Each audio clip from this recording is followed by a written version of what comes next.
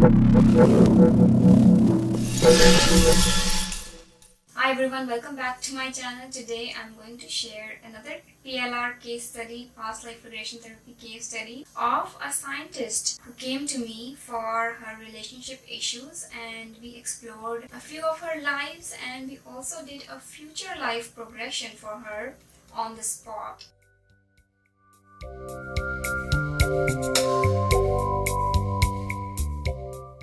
So let's begin with session 1. So her name is Sneha, name changed by the way, and sharing with her permission, is a 32-year-old female scientist who lives in Canada but originally comes from India. She meditates regularly and is self-aware and slightly psychic. Sneha sought past life regression therapy because of relationship issues with Sumit, also name changed, her possible twin flame.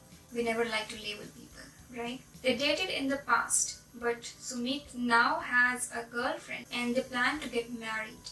Before the session, Sneha's pain level was 8 out of 10 due to the health problems she has experienced. She previously had cancer, but she overcame it, and she is now dealing with weight and eating issues. The PLR session was conducted online over Zoom as I guided Sneha through the process of regression. I instructed Sneha to go back to a previous life with Sumit to find the root cause of their current relationship issues. Sneha found herself in another body, lost in thought, standing in the middle of a crowded public gathering. She didn't know what she was supposed to do. I asked her to look down at herself, and she noticed that she was wearing a frock kind of clothing and was absently touching each tree bark as she walked by. Suddenly she saw a huge house in the distance, but she hesitated to move forward. There was no electricity at that time. The only light was from a lantern and a burning wood log outside that area that illuminated that area. Sneha felt like she had to go inside the house, but she couldn't see anyone around. Then after a long pause, she realized that Sumit was there all along, trying to call her. He grabbed her arms and they ran away from something. Sumit was angry because she was late to see him. He took her to a mountain or a small hill, holding her hand as they walked down. He said that he wanted to show her something. But then there was a long pause, after which Sneha suddenly found herself transported to a grand dance ball in a huge hall that looked like a castle. There were guns and a ship, and she felt like she was in India during the time of the British rule. There were government officials and random people who had traveled to India and their servants standing by them. One person mentioned that they were in the region of the Holkar dynasty at Indore. I asked her to see what was significant about that event in her life. She saw a man named Michael. He was at this ball at Indore. He asked her to dance and inquired about her profession. She was a surgical nurse named Margaret. Sneha walked away from Michael and observed him talking to other women. Sneha then saw Sumit again in the house they had previously visited, and she felt that he was worried that she would leave. She had visions of Sumit's current life and his disappointed sister and felt unhappy that she had to leave for England due to some news from her family.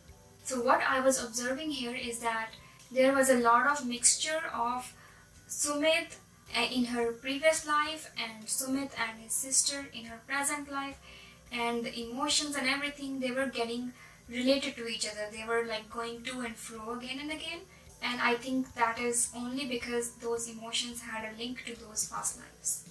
She never saw Sumit again in that life, sadly, and died of old age in England, feeling disappointed that she didn't take a chance on love. Sneha learned that theme of that life was disappointment. I asked her to ask Margaret what she needed to do about it. She told Sneha that she needed to maintain positivity and live her life. Margaret also advised her not to worry, as all things will fall into place when the time is right. Although she asked if she would ever reunite with Sumit, Margaret did not provide a clear answer. She said that it is silly that she is asking this because probably in the grand scheme of things, it doesn't even matter. Overall, Sneha felt that she had cycles of disappointment in love and she needed to move on from that hurt and pain of her past. She left the session feeling done for the day and was brought out slowly through the garden and the staircase visualization to a waking state. So that was her first session where she saw herself in the past, in the British rule in India, being a white female who was in love with an Indian man who was Sumit. She couldn't see what Sumit's name was in that life, but she saw how she met Michael, who went on to become her husband later in England. She had a family with him and she died of old age. So there was a longing for Sumit left in her to meet him in another life possibly. She regretted not taking a chance on her love. So during the second session, Sneha recalls a past life as a 2-year-old girl called Leela, living in Netherlands. Leela had breathing issues and her mother warned her against overexerting herself while playing with her friend. They often played together in the park. One day, Leela's mother took her to the doctor, who informed them that she had lung cancer. Despite undergoing treatment, Leela eventually passed away in 1987 at the age of 2. In the regression, Leela sees her parents discussing her upcoming appointment with the doctor, but they are unaware of the severity of her condition.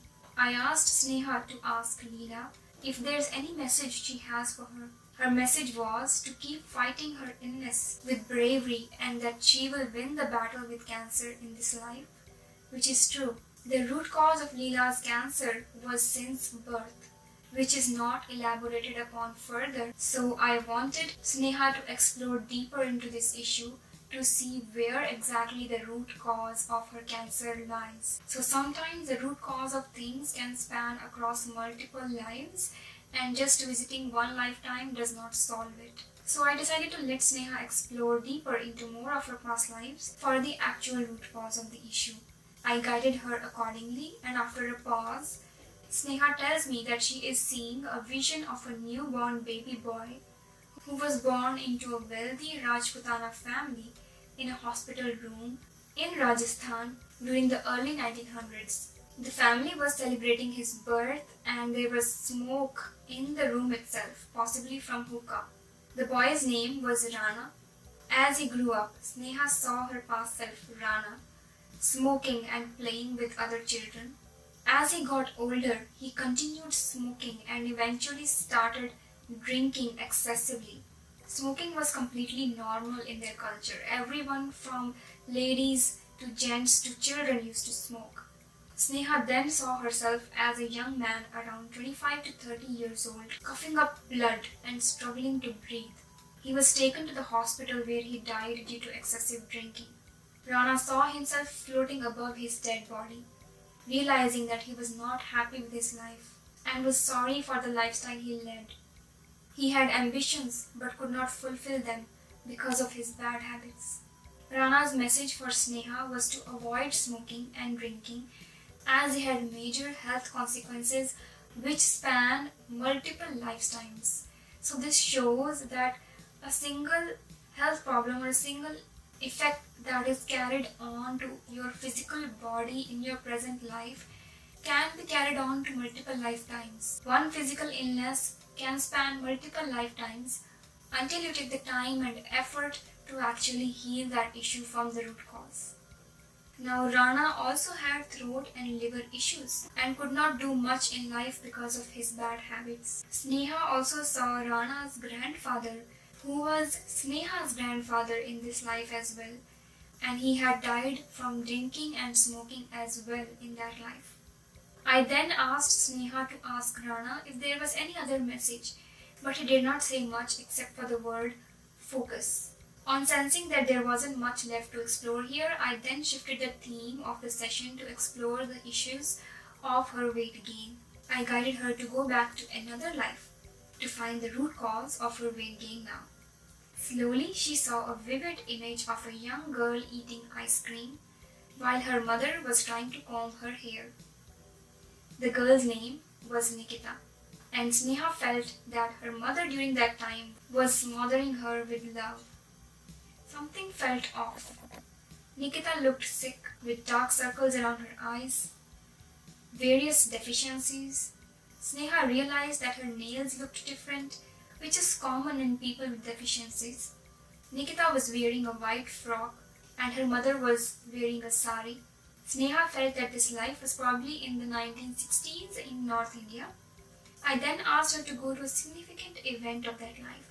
Sneha saw Nikita collapsing and her mother taking her to the doctor.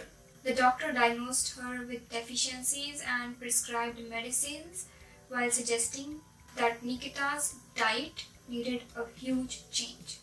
However, her mother didn't change much, and poor little Nikita struggled to deal with it. She was only 3 to 4 years old when this was happening. I then asked her to look into Nikita's future and see how her health would be. She saw that Nikita would live fine, but she struggled with her relationship with food and was depressed.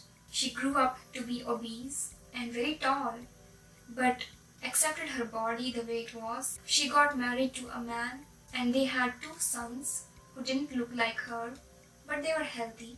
Sneha said Nikita went on to lead an uneventful, normal life as a housewife without a separate identity, not entirely happy, but she accepted it. Finally, I asked her to go to the end of that life and see how Nikita died. She saw that Nikita died wearing a white sari. I asked her to review her life as Nikita and see if there was anything more to know regarding her health. Sneha realized that Nikita was never entirely happy and struggled to accept herself, and it taught her that if she doesn't like something, she should go ahead and change it. I guided her to heal her health issues and rejuvenate herself with white light, and she then rested in her visualized garden for a while, feeling relaxed, and that is the end of her past life regression sessions. She also requested a future life progression session to see what might happen in her future depending on various choices she had. She also wanted to see what choices she had. So we also did a future life progression on the spot, and I'm going to cover that in the next video, so stay tuned for it. Another thing that I noticed in this session was there was a slight overlap in the lives that she saw. So one of her past lives ended, let's say, in 1960, and in another past life she was already 30 years old in 1960. And yeah, that can happen because we are energy and our soul is energy, and we travel the universe as a soul and as an energy. And as I have explained before in detail in my past life regression videos, you can check out the playlist on past life regression to know more about how it works. So in short, basically, when we are born, we take a drop from the ocean of the universe's knowledge. So that ocean is comprised of all the past lives, all the lives, everything that has ever happened in the past, present and future. And we take a drop from that ocean as our soul, and that's how we are born. So it could be a mixture of many different past lives, and some of those past lives might also overlap each other, and that's totally fine. That happens. And sometimes you can also experience a soul living in 2, 3, 4 or even more bodies during the same time. That has happened to me as well. You can watch my past life regression stories. Here I will put the link. So I'll see you next time with the future life progression session of Sneha. Have a wonderful rest of your day. Don't tell me I didn't start it. Damn.